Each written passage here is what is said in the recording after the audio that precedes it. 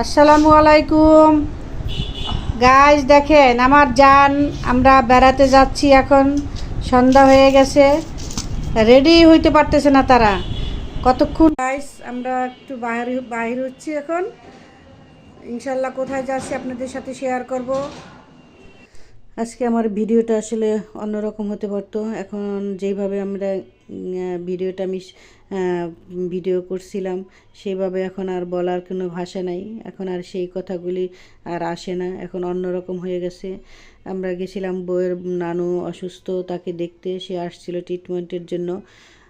তা ট্রিটমেন্ট করতে করতে আল্লাহ পাক তাকে দুনিয়া থেকে নিয়ে গেছে।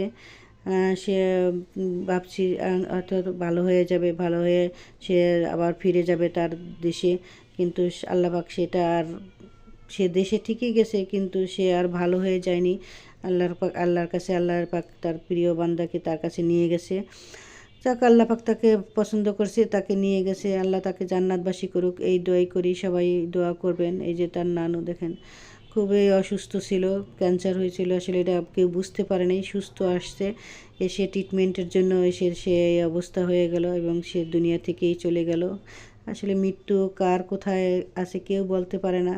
আমরা আজ আছি কাল নাই, সবাই একদিন চলে যাব। তাই আমরা আসলে সব হিংসা বিদ্বেষ, দুনিয়ার যত